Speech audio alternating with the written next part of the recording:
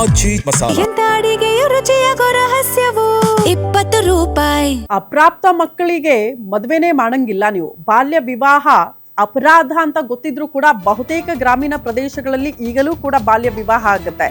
ಅದೇ ರೀತಿ ಈಗ ನೋಡಿ, ಅಪ್ರಾಪ್ತ ಬಾಲಕಿ ಗಂಡು ಮಗುವಿಗೆ ಜನ್ಮ ನೀಡ್ಬಿಟ್ಟಿದ್ದಾರಂತೆ. ಹಾಸ್ಟೆಲ್ನಲ್ಲಿಂದು PUC ಓದುತ್ತಿದ್ದ ವಿದ್ಯಾರ್ಥಿನಿ ಪ್ರೀತಿಯ ಬಲೆಯಲ್ಲಿ ಬಿದ್ದು ಗರ್ಭಿಣಿಯಾಗಿದ್ರಂತೆ. ಅಪ್ರಾಪ್ತ. ಇದು ಮನೆಯವರೇನೋ ಮದುವೆ ಮಾಡಿದ್ದು ಅಲ್ಲ. ಚಿತ್ರದುರ್ಗ ಜಿಲ್ಲೆ ಹಿರಿಯೂರು ಸರ್ಕಾರಿ ಆಸ್ಪತ್ರೆಯಲ್ಲೇ ಹೆರಿಗೆ ಆಗಿದೆ ಅಪ್ರಾಪ್ತ ಹುಡುಗಿಗೆ. ಕರಿಯಣ್ಣ ಎಂಬ ಚಾಲಕನನ್ನ ಪ್ರೀತಿ ಮಾಡ್ತಿದ್ಲಂತೆ ಈ ಬಾಲಕಿ.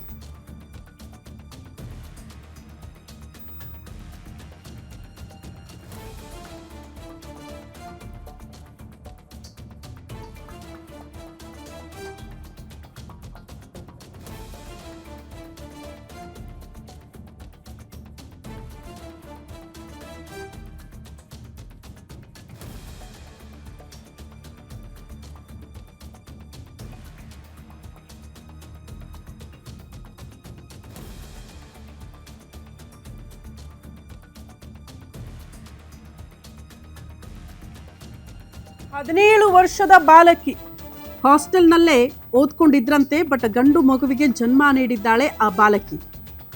ಪ್ರೀತಿ ಪ್ರೇಮ ಪ್ರಣಯ ಅಂತ ದಾರಿ ತಪ್ಪಿ ಗರ್ಭಿಣಿ ಆಗಿದ್ಲಂತೆ ಆ ಬಾಲಕಿ.